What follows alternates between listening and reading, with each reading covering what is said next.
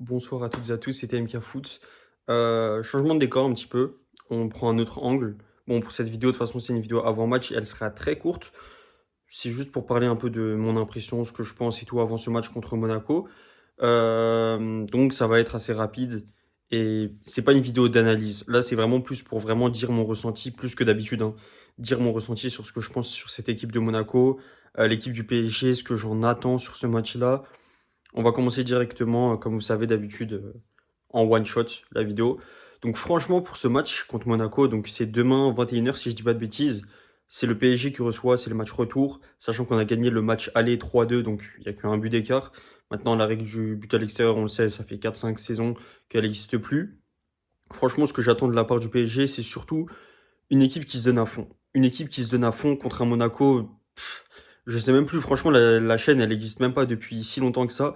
Et sur tous les matchs qu'on joue contre Monaco, à chaque fois je le dis, il faut qu'on fasse attention, il faut qu'on soit attentif, il faut qu'on essaie de donner le maximum parce que tout le temps, tout le temps, tout le temps, littéralement, contre Monaco, on a du mal. S'il y a trois équipes que je dois retenir contre lesquelles on a du mal, le PSG, littéralement, Nantes, Strasbourg, Monaco. C'est comme ça. Je sais pas pourquoi, d'où ça sort, qu'est-ce qui fait on a autant de difficultés contre ces trois équipes-là. Je sais pas. Pourtant, le PSG, sur le papier, peu importe les saisons, et là, je parle pas de sur une saison, deux saisons, peut-être sur les cinq, six dernières saisons, minimum, le PSG, à chaque fois, on galère contre ces équipes-là. Nantes, Strasbourg, Monaco. Alors que des fois, Strasbourg a une équipe mid, il faut dire ce qui est, hein. Là, ça fait pas si longtemps que ça que Strasbourg est sur une bonne période constamment. Je parle de façon régulière. Nantes, bon, ils ont des hauts et des bas, mais c'est une équipe avec leur style de jeu tout le temps qui peuvent tromper un peu, je dirais, n'importe quelle équipe de Ligue 1 de façon générale. Et Monaco, en fait, c'est les pires parce que même si, quand tu penses au classement, tu te dis, bon, Monaco, c'est ceux qui peuvent être le plus haut au classement entre ces trois équipes-là, en tout cas sur, allez, peut-être les 10, peut-être même les 15 dernières saisons de Ligue 1, par rapport aux trois que je viens de citer. Monaco, c'est une équipe où à chaque fois il se passe des choses dans le club, des histoires extra-sportives, sportivement aussi, le coach qui change. Enfin, il y en a eu plein des histoires qui fait que le club en est là où ils sont aujourd'hui. Et les retrouver justement au niveau qu'ils affichent, en tout cas en Ligue 1 et de façon générale sur la saison, le manque de joueurs parfois qui peuvent pas jouer tous les matchs. Je pense à Paul Pogba, Eric Dyer, d'autres qui répondent pas assez présents alors que quand tu les recrutes à la base, tu t'attendais à ce qu'ils fassent plus. Je mets également Ansu Fati dans l'eau, même si vous allez me dire techniquement, je le mets dans la photo de la miniature d'avant-match. Mais même si, ok, le mec il a mis 8 buts, c'est excellent. Sur les stats, il n'y a rien à dire. Le mec, c'est super bien de mettre 8 buts. Mais t'en attends quand même plus dans le jeu d'Ansu Fati parce que malheureusement, ça c'est une vérité, c'est qu'Ansu Fati, la plupart du temps, quand il met ses buts, c'est pas impactant. C'est des fois où peut-être t'es en train de perdre 3-0 le match et au final, tu te prends ce but, bon, ça vaut pas forcément le coup. Enfin, ça vaut pas le coup dans le sens où ça ne change pas grand-chose ce but.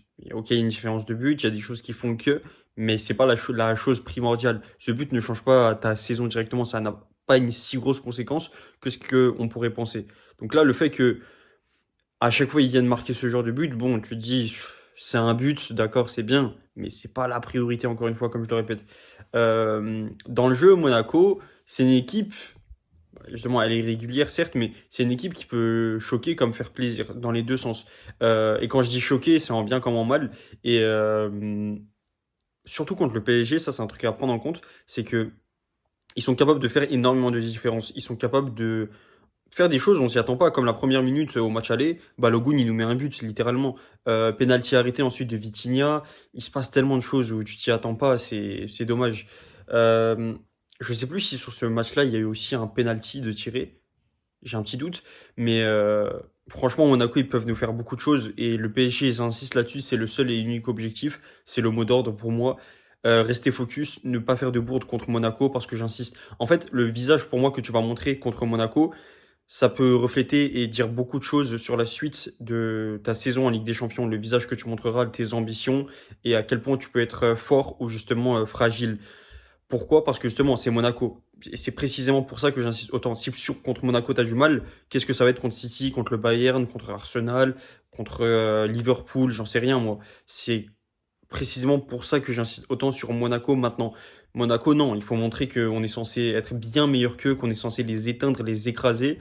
Et après, le reste se fera naturellement pour la suite, autant sur ce match-là précisément que pour le reste de la Ligue des Champions. Donc, il faut vraiment pas juste gagner. En fait, Évidemment qu'il faut gagner contre Monaco, mais je veux pas seulement qu'on fasse ça, je veux aussi qu'on montre un bon visage. Si on gagne 1-0 mais qu'on montre un excellent visage, ça me va.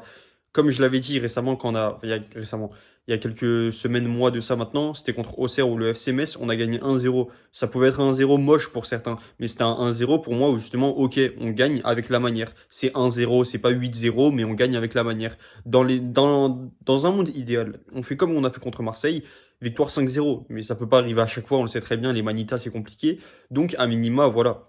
Essayer de gagner un but d'écart, deux buts d'écart. Si tu peux maintenir un clean sheet, tant mieux. Si tu peux pas, c'est pas grave. Mais ne pas être là à se prendre carrément deux buts, trois buts, à être un match fou à trois, quatre buts. Alors, ça sera un match spectaculaire et tant mieux. Pour les fans de foot, on va kiffer ça. Mais si on se pose seulement d'un point de vue de fan du PSG, je me dirais que c'est trop peu. Que on en attend plus, que on est censé voir des choses à la hauteur de ce qu'on a vu du PSG de l'an passé. Je dis pas la même chose, je dis pas un niveau supérieur non plus, mais des choses un petit peu similaires qui s'y rapprochent. Parce que l'année dernière, si on y réfléchit bien, c'est à partir du mois de janvier-février que voilà, on a appuyé sur le champignon, on a mis la deuxième vitesse. Là, c'est pas encore le cas, hein. Cette saison, on voit que le PSG, c'est irrégulier. On propose des bonnes choses contre certaines équipes, parfois après c'est moins bon, après c'est re-bien. On sait pas trop ce qui se passe avec ce PSG, donc j'ose espérer que ce match-là, ça va vraiment être l'élément déclencheur, comme je l'ai dit encore une fois, autant en Ligue des Champions qu'en Ligue 1 que pour la suite. Ce match-là contre Monaco, sachant que c'est le match retour au parc, j'insiste bien sur ces éléments-là, c'est important à le prendre en compte. J'espère que c'est ça qui va faire qu'on va pouvoir gagner, enfin, plus que gagner, gagner ce match-là, mais de façon générale, montrer un très beau et très grand visage pour le PSG. Donc, vraiment, si on arrive à faire toutes ces choses-là ensemble, ça va concocter quelque chose de très beau, très magnifique. On verra après ce qu'il en sera. Pareil pour la compo, Luis Enrique, je lui fais confiance. Je pense pas qu'il va faire des trucs de fou. J'espère qu'il va pas mettre un Mayoulou en numéro 9.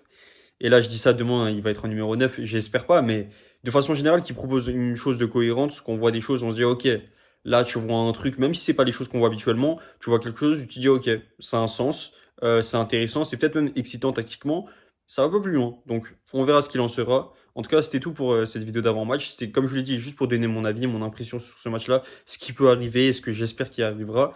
Après, la vérité, on la verra demain. Je vous dis justement à demain soir pour le débrief du match entre le PSG et l'AS Monaco pour ce match de Ligue des Champions de 16e aller de retour. Et bonne soirée à vous tous. Salut.